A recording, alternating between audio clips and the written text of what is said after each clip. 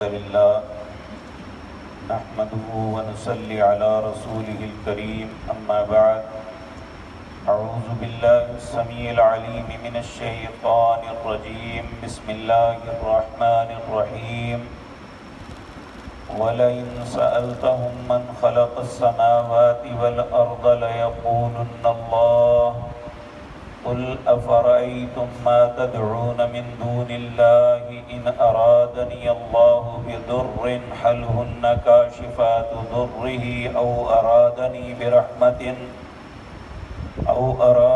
برحمة هل هن ممسكات رحمته قل حسبي الله عليه يتوكل المتوكلون قل يا قوم اعملوا على مكانتكم إني عامل فسوف تعلمون من يأتيه عذاب يخزيه ويحل عليه عذاب مقيم إنا أنزلنا عليك الكتاب للناس بالحق فمن اهتدى فلنفسه ومن ضل فإنما يضل عليها وما أنت عليهم بوكيل۔ حضرات محترم، ان آیات میں اللہ رب العزت جو لوگ شرک کرنے والے ہیں ان کے رویے کا تذکرہ کر رہے ہیں کہ بظاہر اگر پوچھا ان سے جائے کہ زمین و آسمان کو کس نے بنایا ہے تو اس وقت فوراً کہیں گے اللہ نے بنایا ہے،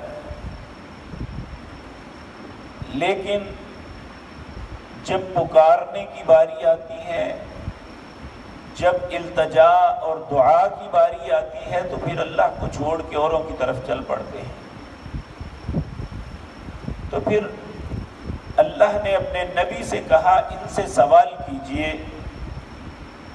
کہ اگر اللہ کسی کو تکلیف میں مبتلا کرنا چاہے تو اس پوری کائنات کے اندر کوئی ہے اس کو تکلیف سے نکال دے، یا اللہ اپنی رحمت سے کسی کو نوازنا چاہے تو اللہ کی رحمت سے انہیں روک دے۔ اگر نہ اللہ کی تکلیف سے چھڑا سکتے ہیں، نہ اللہ اپنی رحمت کرنا چاہے تو اس کی رحمت کو روک سکتے ہیں، تو پھر ان کے پلے کیا ہے؟ آخر سبب کیا ہے؟ کیا چیز دیکھ کے تم انہیں پوچھتے ہو، انہیں پکارتے ہو، انہیں مشکل کشا حاجت روا سمجھتے ہو، انہیں اپنی بگڑی بنانے والا تصور کرتے ہو؟ کس طرح کرتے ہو؟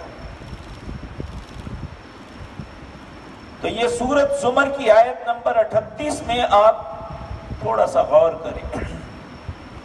اللہ فرماتے ہیں وَلَئِن سَأَلْتَهُمْ، جب آپ ان سے سوال کریں من خلق السماوات والارض، زمین و آسمان کا بنانے والا کون ہے؟ لَيَقُولُنَّ اللَّهُ، کہیں گے یقیناً اللہ ہی بنانے والا ہے۔ تو پھر فرمایا قل، اے نبی انہیں کہہ دو افرأیتم ما تدعون من دون اللہ، ان کو دیکھتے ہو جن کو اللہ کے علاوہ پکارتے ہو؟ ان ارادنی اللہ بضر، اگر اللہ تم میں سے کسی کو تکلیف پہنچانا چاہے، حل ہن کاشفات ضرہ، کون ہے جو تمہیں اس مصیبت سے، اس تکلیف سے باہر نکال دے؟ اب دیکھیں دنیا میں انسان کو بیماری آتی ہے، یہ اللہ کی طرف سے تکلیف ہے۔ کیا پوری کائنات کے اندر کوئی ہے جسے اللہ بیمار کرنا چاہے اسے شفا دے دے؟ جسے اللہ مارنا چاہے اسے زندگی دے دے؟ سورۃ واقعہ کے اندر اللہ فرماتے ہیں فلولا اذا بلغت الحلقوم، جب کسی کی جان حلق میں آ جاتی ہے، وانتم حینئذ تنظرون، تم پاس بیٹھے دیکھ رہے ہوتے ہو، وَنَحْنُ أَقْرَبُ إِلَيْهِ، ہم تم سے زیادہ قریب ہے، وَلَكِنْ لَا تُبْصِرُونَ، لیکن تم ہمیں نہیں دیکھ سکتے۔ فَلَوْلَا إِن کنتم غیر مدینین، اگر تم سمجھتے ہو کہ تمہارے اوپر کوئی طاقت نہیں ہے، ترجعونہا ان کنتم صادقین، میں اس کی جان نکالنے لگا ہوں، واپس پلٹا کے دکھاؤ۔ کون ہے دنیا میں کہ اللہ جسے تکلیف دینا چاہے اسے تکلیف سے چھڑا دے؟ کون ہے جسے اللہ مارنا چاہے اللہ اسے کوئی بچا دے؟ تو پھر فرمایا او ارادنی برحمتہ، یا ہم کسی انسان پہ، کسی خاندان پہ، کسی قوم پہ اپنی رحمت بھیجنا چاہیں، حل ہن ممسکات رحمتی، کیا دنیا میں ہے جو ہماری رحمت کو اس سے روک لے؟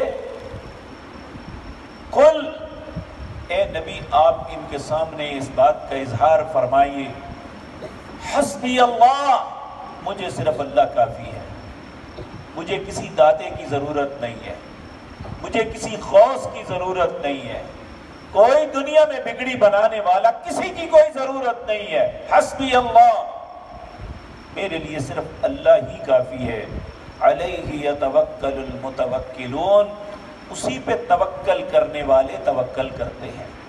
توکل کیا ہے؟ یعنی انسان بھروسہ کرے کہ وہی سب کچھ کرنے والا ہے، اور حقیقت بھی یہی ہے کہ صرف اللہ کرنے والا ہے، اس کے علاوہ کوئی نہیں کر سکتا۔ اگر وہ کر سکتا ہے، وہی کرنے والا ہے، تو پھر جب بھی ہمیں پکارنا پڑے تو صرف اللہ کو پکاریں۔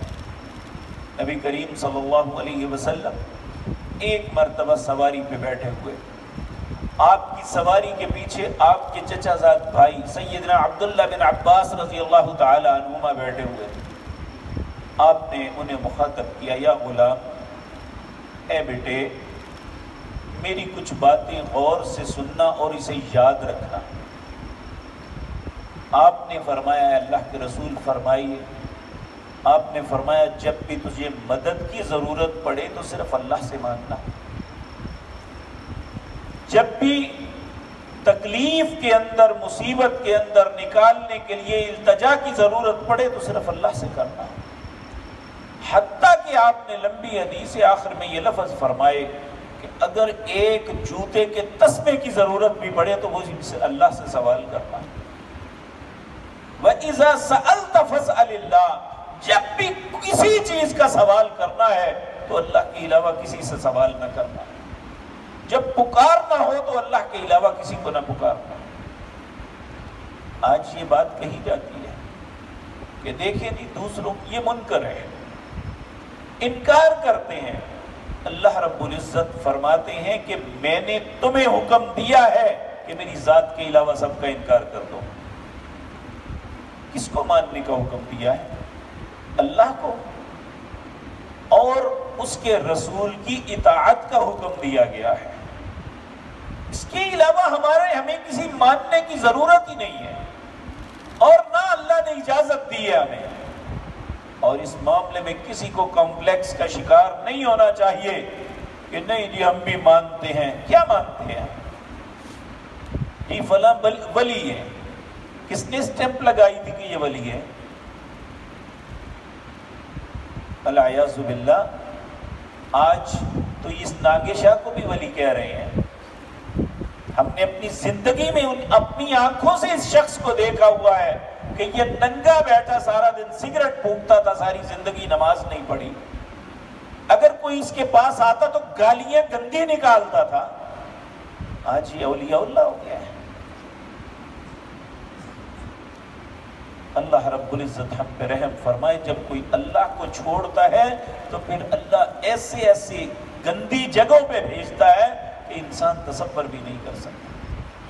تو اللہ رب العزت فرماتے ہیں، اے نبی کل انہیں کہہ دیجئے، یا قومی، اے میری قوم، اعملوا علی مکانتکم، اگر تم نے بات نہیں ماننی تو پھر جو تمہارے من میں آتا ہے عمل کرو۔ انی عامل، جو مجھے حکم دیا گیا ہے میں وہ عمل کروں گا، میں تمہارے پیچھے نہیں لگوں گا، یہ نہیں دیکھوں گا تم سب کیا کر رہے ہو، تم اپنی مرضی کا عمل کرو، مجھے جو اللہ نے حکم دیا ہے انی عامل میں وہ کروں گا۔ فسوف تعلمون، ان قریب تمہیں پتہ چل جائے گا کہ غلطی میں کون تھا۔ من یأتیہ عذاب یخزی، وہ شخص جسے ذلت دینے والا عذاب دیا جائے گا، وَيَحِلُّ عَلَيْهِ عَذَابٌ مُقِيمٌ، اور اللہ کا ہمیشہ کا انتقام اس پہ ہو جائے گا۔ وہ بندہ اچھا ہے یا وہ کہ جو اللہ کو بلاتا ہے اور اس پہ اللہ رحم کرتے ہیں؟ اللہ ہمیں اپنی ذات کے ساتھ ہی منسلک کرنے کی توفیق عطا کرے، کسی ہر اس رستے سے بچائے جو اللہ کے علاوہ کسی غیر کی طرف جاتا ہے۔ اللہ رب العزت فرماتے ہیں اِنَّا أَنزَلْنَا عَلَيْكَ الْكِتَابَ لِلنَّاسِ بِالْحَقِّ، ہم نے آپ پر کتاب نازل کی ہے لوگوں کے لیے حق کے ساتھ۔ کیا مطلب؟ کہ یہ کتاب حق کے ساتھ اتری ہے اور ہماری ہدایت کے لیے ہے۔ إِنَّ هَذَا الْقُرْآنَ يَهْدِي لِلَّتِي هِيَ أَقْوَمُ، اللہ کہتے ہیں اللہ نے اس قرآن کو قوموں کی ہدایت کے لیے بھیجا ہے۔ پھر فرمایا فَمَنِ اهْتَدَى فَلِنَفْسِهِ، جو شخص ہدایت کا رستہ اختیار کرے گا وہ اس کی اپنی ذات کے لیے ہدایت ہے۔ وَمَنْ ضَلَّ فَإِنَّمَا يَضِلُّ عَلَيْهَا، اور جو شخص گمراہی کا رستہ اختیار کرے گا اس گمراہی کا وبال بھی اس پہ بڑھے گا۔ وَمَنْ ضَلَّ فَإِنَّمَا يَضِلُّ عَلَى نَفْسِهِ وَإِنَّمَا يَضِلُّ عَلَيْهَا وَمَا أَنْتَ عَلَيْهِمْ بِوَكِيلٍ، اے نبی آپ ان پہ دروغے نہیں ہیں کہ ضرور انہیں سمجھانا ہے، صرف کہنا آپ کا فرض ہے۔ انما علی رسولنا البلاغ، آپ پہ صرف بات کو پہنچانا ہے، جس کے دل میں آتا ہے وہ بات کو مان لے، جو نہیں مانتا پھر اس کا اور میرا معاملہ ہے، میں کیا کروں گا یہ اللہ رب العزت جانتے ہیں۔ لیکن کچھ نہ کچھ باتیں اللہ نے قرآن عزیز کے اندر بیان کر دی، جو ایسا رویہ اختیار کرے گا اس کا انجام پچھلی آیت میں فرمایا مَن یأتیہ عذاب یخزی ویحل علیہ عذاب مقیم، کہ وہ شخص جسے ذلت دینے والا عذاب دیا جائے گا اور اس پہ حلال اللہ کا انتقام ہوگا۔ اللہ رب العزت اپنے عذابوں سے اور ذلت سے ہم سب کو محفوظ فرمائے۔ اگر ہم ذلت سے بچنا چاہتے ہیں تو آج اپنے رب کی عزت کریں۔ وما قدر اللہ حق قدری، جو اللہ کی قدر کرنے کا حق تھا وہ ہمیں کرنی چاہیے، لیکن اللہ کہتے ہیں تم نے وہ قدر نہیں کی جو اللہ کی قدر کا حق تھا۔ حقیقت بات یہ ہے کہ جو کچھ بھی ہم کر لیں اللہ کی ذات اس سے بھی بلند و برتر ہے۔ تو اللہ رب العزت ہمیں اپنی ذات کے سامنے جھکنے کی توفیق عطا فرمائے، اپنی ذات سے مانگنے کی توفیق عطا فرمائے، اور اپنی ذات کے علاوہ ہر غیر سے ہمارے دل کو پھیر دے۔ اقول قولی ھذا واستغفر اللہ لی ولکم۔